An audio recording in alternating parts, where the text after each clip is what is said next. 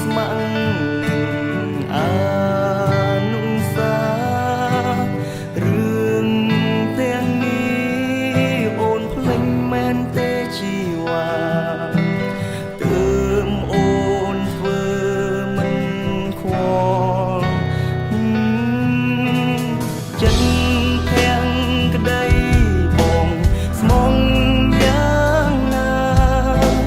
ស្រងជីវ៉ាអូនក៏បានដឹងអូនប្រែប្លែកពេលដឹងបងស្នេហ៍អូនខ្លាំងបងធ្វើអ្វីក៏ឆ្គង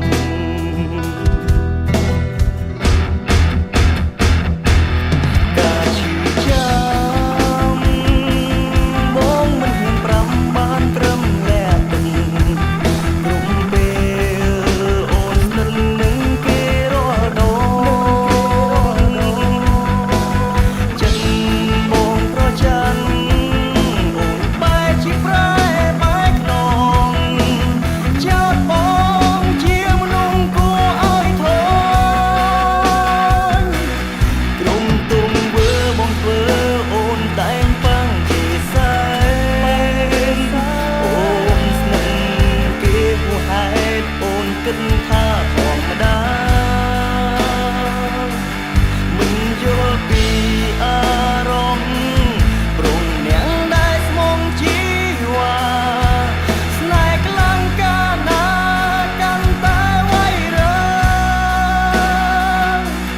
សំដីបងមិនសនអូនប្រើពាងសំបែកឃើញតត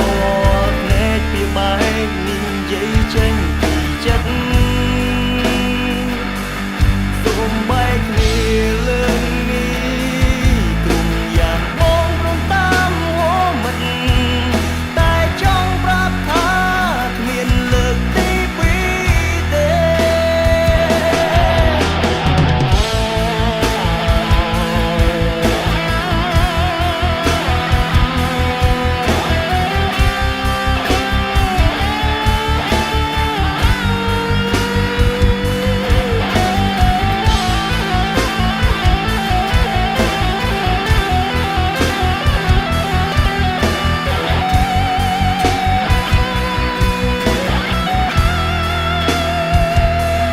ការឈឺចាំ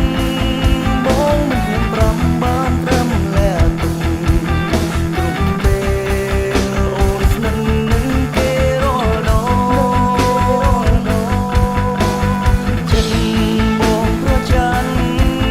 អូនបែរជាប្រែបែកខ្នងចោតបងជាមនុស្សគួរឲ្យធន់ទុំវើបងធ្វើអូនតែងប៉ាំងគេសែ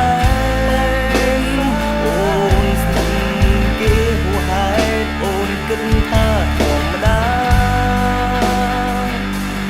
មិនយល់ពីអារម្មណ៍ព្រមអ្នកដែលស្មងជីវ៉ាស្នេហ៍ខ្លាំងកាលណាកាន់តែវៃរឿងសំដីបងមិនសមអូនប្រើពាងសំបែកឃើញតភ្នែកពីបែកនិយាយចេញពីចិត្តសូមបែកគ្នាលើនេះក្រុមយ៉ាងបងព្រមតាមហួមិនតែចង់ប្រាប់ថាគ្មានលើកទីពីរទេតែចង់ប្រាប់អូនថាគ្មានលើកទីពីរ